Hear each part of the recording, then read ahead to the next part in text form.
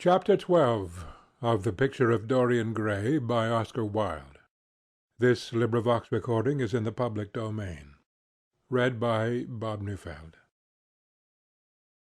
It was on the 9th of November, the eve of his own 38th birthday, as he often remembered afterwards. He was walking home about 11 o'clock from Lord Henry's, where he had been dining, and was wrapped in heavy furs, as the night was cold and foggy. At the corner of Grosvenor Square and South Audley Street a man passed him in the mist, walking very fast, and with the collar of his grey ulster turned up. He had a bag in his hand. Dorian recognized him. It was Basil Hallward. A strange sense of fear, for which he could not account, came over him.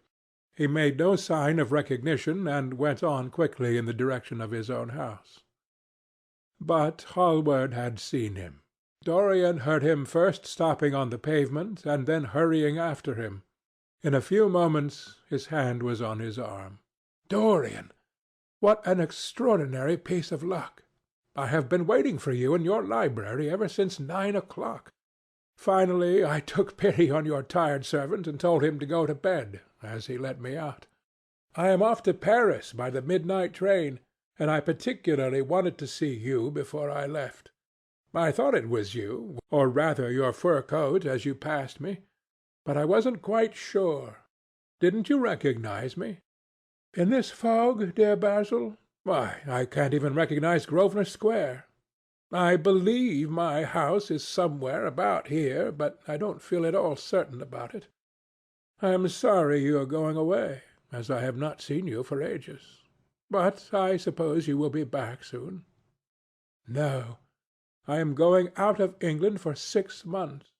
I intend to take a studio in Paris and shut myself up till I have finished a great picture I have in my head. However, it wasn't about myself I wanted to talk. Here we are at your door. Let me come in for a moment. I have something to say to you." "I shall be charmed. But won't you miss your train?" said Dorian Gray languidly, as he passed up the steps and opened the door with his latch-key. The lamplight struggled out through the fog, and Hallward looked at his watch. "Oh, I have heaps of time," he answered. "The train doesn't go till 12:15, and it is only just 11. In fact, I was on my way to the club to look for you when I met you. You see, I shan't have any delay about luggage, as I have sent on my heavy things. All I have with me is this bag, and I can easily get to Victoria in 20 minutes. Dorian looked at him and smiled. What a way for a fashionable painter to travel! A Gladstone bag and an ulster. Come in, or the fog will get into the house. And mind you, don't talk about anything serious. Nothing is serious nowadays. At least, nothing should be." Hallward shook his head as he entered, and followed Dorian into the library. There was a bright wood fire blazing in the large open hearth. The lamps were lit, and an open Dutch silver spirit-case stood, with some siphons of soda-water and large cut-glass tumblers, on a little marquetry table. "You see, your servant made me quite at home, Dorian. He gave me everything I wanted, including your best gold-tipped cigarettes. He is a most hospitable creature. I like him much better than the Frenchman you used to have. What has become of the Frenchman, by the way?" Dorian shrugged his shoulders. "I believe he married Lady Radley's maid, and has established her in Paris as an English dressmaker. Anglomania is very fashionable over there now, I hear. Seems silly of the French, doesn't it? But, do you know, he was not at all a bad servant. I never liked him, but I had nothing to complain about. One often imagines things that are quite absurd. He was really very devoted to me, and seemed quite sorry when he went away. Have another brandy and soda, or would you like hock and seltzer? I always take hock and seltzer myself. There is sure to be some in the next room." "Thanks, I won't have anything more," said the painter, taking his cap and coat off and throwing them on the bag that he had placed in the corner. And now, my dear fellow, I want to speak to you seriously. Don't frown like that. You make it so much more difficult for me." "What is it all about?" cried Dorian in his petulant way, flinging himself down on the sofa. "I hope it is not about myself. I am tired of myself to-night. I should like to be somebody else." "It is about yourself," answered Hallward in his grave, deep voice, "and I must say it to you. I shall only keep you half an hour." Dorian sighed and lit a cigarette. "Half an hour?" he murmured. "It is not much to ask of you, Dorian, and it is entirely for your own sake that I am speaking. I think it right that you should know that the most dreadful things are being said against you in London." "I don't wish to know anything about them. I love scandals about other people, but scandals about myself don't interest me. They have not got the charm of novelty." "They must interest you, Dorian. Every gentleman is interested in his good name. You don't want people to talk of you as something vile and degraded. Of course you have your position and your wealth and all that kind of thing, but position and wealth are not everything. Mind you, I don't believe these rumours at all. At least, I can't believe them when I see you. Sin is a thing that writes itself across a man's face. It cannot be concealed. People talk sometimes of secret vices. There are no such things. If a wretched man has a vice, it shows itself in the lines of his mouth, the drop of his eyelids, the moulding of his hands even. Somebody, I won't mention his name, but you know him, came to me last year to have his portrait done. I had never seen him before, and had never heard anything about him at the time, though I have heard a great deal since. He offered an extravagant price. I refused him. There was something in the shape of his fingers that I hated. I know now that I was quite right in what I fancied about him. His life is dreadful. But you, Dorian, with your pure, bright, innocent face, and your marvellous, untroubled youth, I can't believe anything against you. And yet I see you very seldom, and you never come down to the studio now, and when I am away from you, and I hear all these hideous things that people are whispering about you, I don't know what to say. Why is it, Dorian, that a man like the Duke of Berwick leaves the room of a club when you enter it? Why is it that so many gentlemen in London will neither go to your house or invite you to theirs? You used to be a friend of Lord Staveley. I met him at dinner last week. Your name happened to come up in conversation, in connection with the miniatures you have lent to the exhibition at the Dudley. Staveley curled his lip and said that you might have the most artistic tastes, but that you were a man whom no pure-minded girl should be allowed to know, and whom no chaste woman should sit in the same room with. I reminded him that I was a friend of yours, and asked him what he meant. He told me. He told me right out before everybody. It was horrible. Why is your friendship so fatal to young men? There was that wretched boy in the Guards who committed suicide. You were his great friend. There was Sir Henry Ashton, who had to leave England with a tarnished name. You and he were inseparable. What about Adrian Singleton and his dreadful end? What about Lord Kent's only son and his career? I met his father yesterday in St. James's Street. He seemed broken with shame and sorrow. What about the young Duke of Perth? What sort of life has he got now? What gentleman would associate with him? Stop, Basil. You are talking about things of which you know nothing, said Dorian Gray, biting his lip and with a note of infinite contempt in his voice. You ask me why Berwick leaves a room when I enter it. It is because I know everything about his life, not because he knows anything about mine. With such blood as he has in his veins, how could his record be clean? You ask me about Henry Ashton and young Perth. Did I teach the one his vices and the other his debauchery? If Kent's silly son takes his wife from the streets, what is that to me? If Adrian Singleton writes his friend's name across a bill, am I his keeper? I know how people chatter in England. The middle classes air their moral prejudices over their gross dinner-tables, and whisper about what they call the profligacies of their betters in order to try and pretend that they are in smart society and on intimate terms with the people they slander.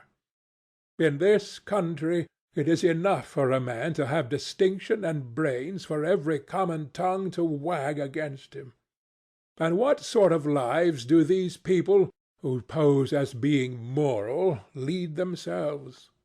My dear fellow, you forget that we are in the native land of the hypocrite. Dorian, cried Hallward, that is not the question. England is bad enough, I know, and English society is all wrong. That is the reason why I want you to be fine. You have not been fine. One has a right to judge a man by the effect he has over his friends. Yours seem to lose all sense of honor, of goodness, of purity. You have filled them with a madness for pleasure. They have gone down into the depths. You led them there. Yes, you led them there, and yet you can smile as you are smiling now. And there is worse behind. I know you and Harry are inseparable. Surely for that reason, if none other, you should not have made his sister's name a byword. Take care, Basil, you go too far. I must speak, and you must listen. You shall listen. When you met Lady Gwendolen, not a breath of scandal had ever touched her.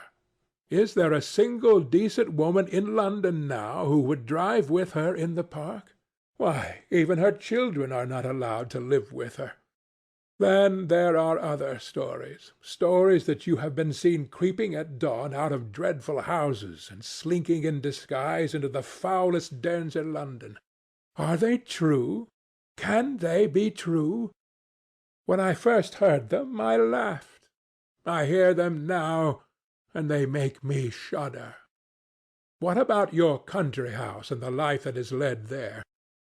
Dorian, you don't know what is said about you. I won't tell you that I don't want to preach to you. I remember Harry saying once that every man who turned himself into an amateur curate for the moment always began by saying that and then proceeded to break his word. I do want to preach to you.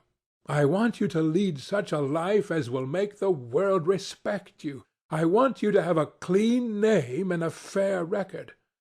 I want you to get rid of the dreadful people you associate with. Don't shrug your shoulders like that. Don't be so indifferent. You have a wonderful influence. Let it be for good, not for evil. They say that you corrupt every one with whom you become intimate, and that it is quite sufficient for you to enter a house for shame of some kind to follow after. I don't know whether it is so or not. How should I know? But it is said of you. I am told things that it seems impossible to doubt. Lord Gloucester was one of my greatest friends at Oxford. He showed me a letter that his wife had written to him when she was dying alone in her villa at Mentone. Your name was implicated in the most terrible confession I ever read. I told him that it was absurd, that I knew you thoroughly, and that you were incapable of anything of the kind. Know you? I wonder, do I know you? Before I could answer that, I should have to see your soul. To see my soul? Muttered Dorian Gray, starting up from the sofa and turning almost white with fear. Yes, answered Hallward gravely, and with deep-toned sorrow in his voice, to see your soul. But only God can do that. A bitter laugh of mockery broke from the lips of the younger man. You shall see it yourself to-night," he cried, seizing a lamp from the table. "Come, it is your own handiwork. Why shouldn't you look at it? You can tell the world all about it afterwards, if you choose. Nobody would believe you. If they did believe you, they would like me all the better for it. I know the age better than you do, though you will prate about it so tediously. Come, I tell you, you have chattered enough about corruption. Now you shall look on it, face to face." There was a madness of pride in every word he uttered. He stamped his foot upon the ground in his boyish, insolent manner. He felt a terrible joy at the thought that some one else was to share his secret, and that the man who had painted the portrait that was the origin of all his shame was to be burdened for the rest of his life with the hideous memory of what he had done. "Yes," he continued, coming closer to him and looking steadfastly into his stern eyes, "I shall show you my soul. You shall see the thing that you fancy only God can see." Hallward started back. "That is blasphemy, Dorian," he cried. "You must not say things like that. They are horrible, and they don't mean anything." "You think so?" He laughed again. "I know so. As for what I said to you to-night, I said it for your good. You know I have been always a staunch friend to you. Don't touch me. Finish what you have to say." A twisted flash of pain shot across the painter's face. He paused for a moment, and a wild feeling of pity came over him. After all, what right had he to pry into the life of Dorian Gray?